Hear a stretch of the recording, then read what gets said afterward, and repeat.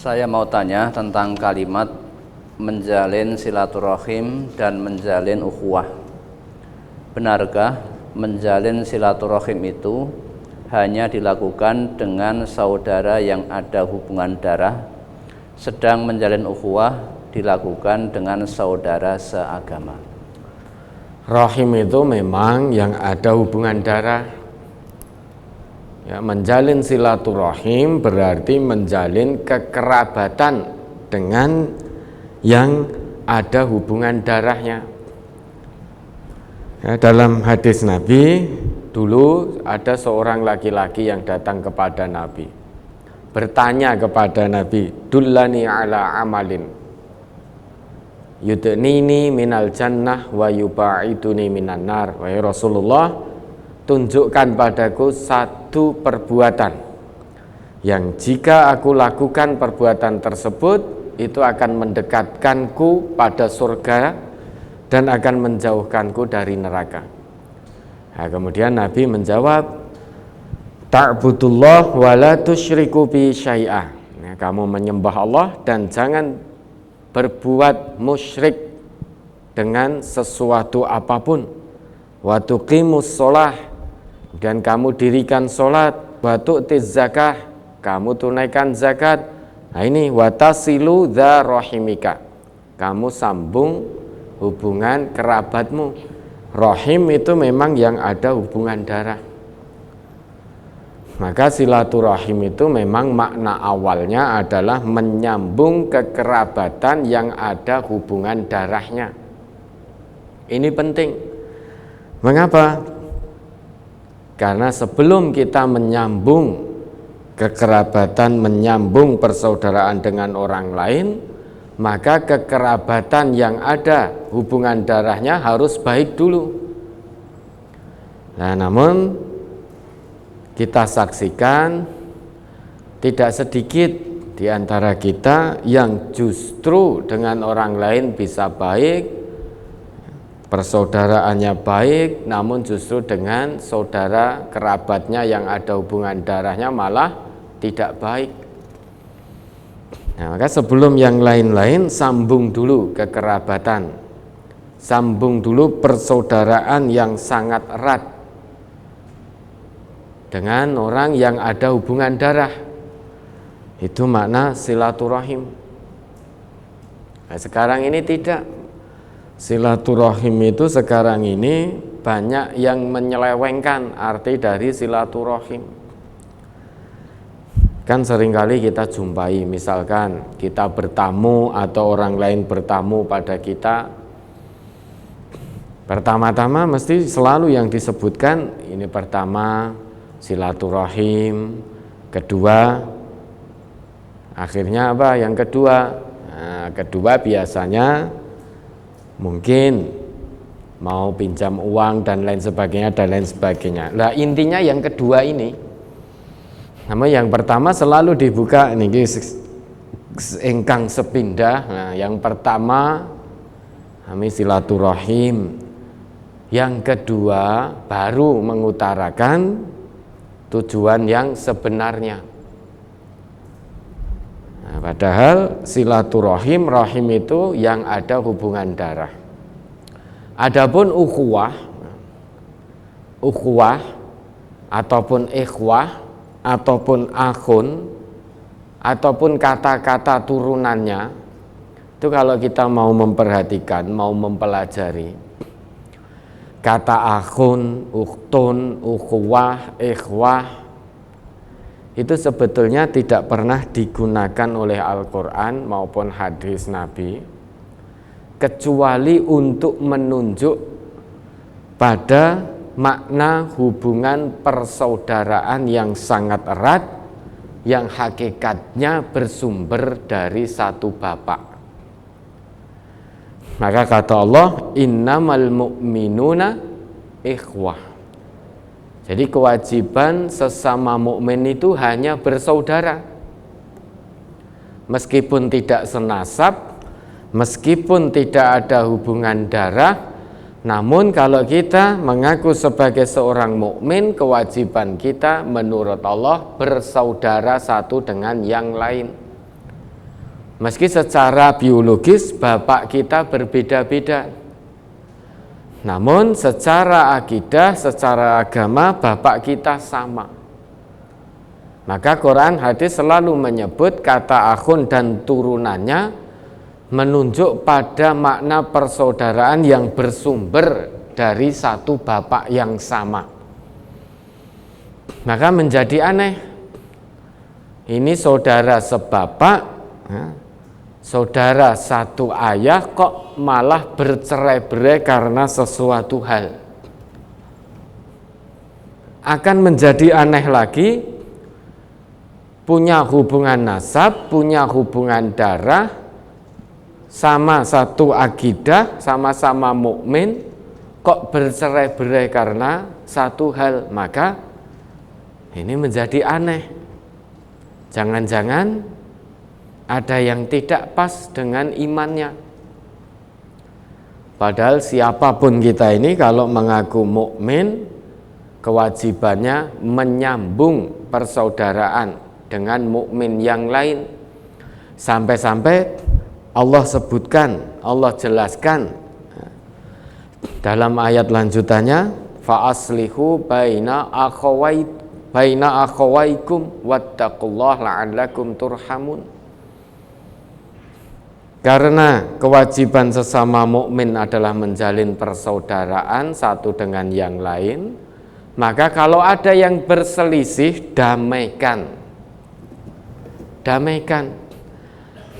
Ayat fa'aslihu baina akhawaikum ini menunjukkan ada potensi perselisihan yang akan terjadi di tengah-tengah orang yang beriman. Meski sama-sama mukmin, namun ternyata ada potensi perselisihan.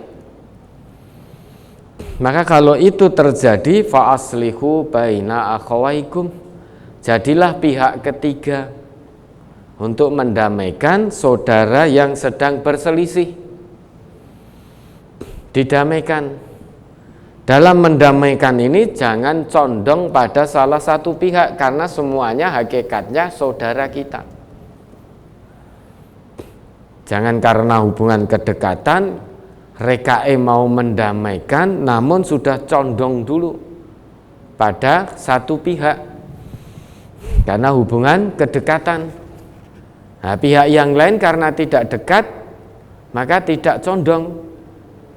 Karena misalkan mukmin yang sedang berselisih ini satunya anak kita, ketika punya masalah dengan orang lain sesama mukmin, biasanya condong dibela dulu. Setelah ditelusuri tenan, ternyata anaknya atau yang dekat dengannya ternyata dari sisi syariat, dari sisi nidom ternyata salah. Ya, meskipun sudah tahu salah tetap dibenar-benar ke. Maka wattaqullah, dalam mendamaikan itu takutlah kamu sekalian kepada Allah. Mendamaikan mukmin yang berselisih itu jangan tebang pilih, harus ada keadilan. Sekalipun itu anak kita atau orang yang dekat dengan kita, kalau memang salah katakan salah, diluruskan. Jangan dibenar-benarkan. Nawang salah itu kewajiban kita meluruskan, bukan untuk membenar-benarkan yang salah. Lah sekalipun orang yang berselisih tadi dengan anak kita itu tidak dekat dengan kita, namun kalau dia benar, ya tetap kita katakan benar.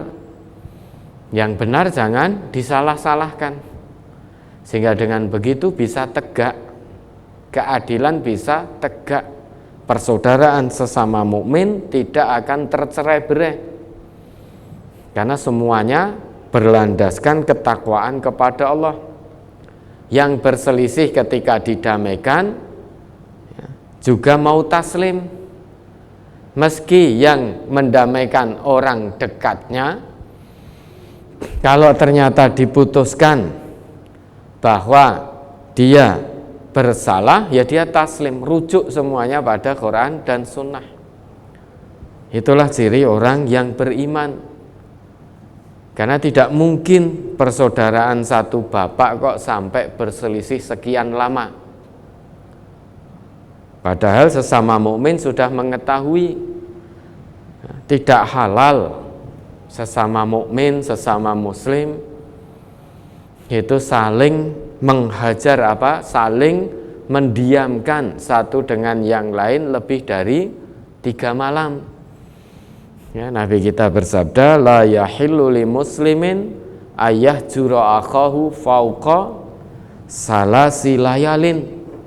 Tidak halal bagi setiap muslim kok meninggalkan saudaranya, saudara muslim lainnya lebih dari 3 malam, artinya neng-nengan. Punya masalah pribadi, sama-sama muslim, sama mukmin, karena terlalu mengikuti egonya, tidak mau membuang egonya, masing-masing bertahan dengan egonya sendiri-sendiri. Yang seharusnya persaudaraan sesama mukmin itu kalau ada perselisihan bisa segera diselesaikan dengan merujuk pada Quran dan Sunnah. Namun ini tidak selesai-selesai, bahkan lebih dari 3 malam. Tidak hanya 3 malam, mungkin 1 pekan, 1 bulan, 1 tahun, bahkan bertahun-tahun nganti mati ora rampung permasalahannya. Kenapa kok tidak bisa selesai? Ya karena cara penyelesaiannya tidak dicarikan solusinya dari Quran dan Sunnah. Cara penyelesaiannya berlandaskan ego masing-masing, tentu tidak akan selesai. Kalau tidak selesai perselisihan di antara hamba Allah yang beriman, maka tidak turun rahmat dalam kehidupannya. Wattaqullah la'allakum turhamun. Bertakwalah kepada Allah, ya, niscaya kamu akan mendapatkan rahmat dari Allah. Maka untuk mendapatkan rahmat dari Allah dalam kehidupan ini, kita sebagai mukmin harus saling bersaudara, menjaga ukhuwah Islamiyah. Selama ini sudah seringkali kata ukhuwah Islamiyah itu sangat familiar di telinga kita. Maka mari kita tanyakan pada nurani kita, apakah kata ini hanya bisa terucap di lisan namun tidak bisa kita amalkan atau bagaimana? Kalau ternyata tidak bisa kita amalkan, maka jangan harap turun rahmat dari Allah. Masa sesama mukmin kok punya masalah, ada ghil nggak selesai-selesai, hanya gara-gara mengikuti egonya masing-masing. Na'udzubillah, jangan sampai itu terjadi. Karena biar bagaimanapun ukhuwah Islamiyah, kata ukhuwah, akhun, ikhwah itu merujuk pada persaudaraan yang bersumber dari satu bapak. Maka persaudaraan yang sumbernya dari satu bapak yang sama harus erat, tidak boleh tercerai-berai. Maka betul yang namanya silaturahim itu adalah menyambung persaudaraan dengan yang ada hubungan darah, menyambung kekerabatan. Kemudian ukhuwah itu menyambung persaudaraan dengan mukmin atau muslim lainnya.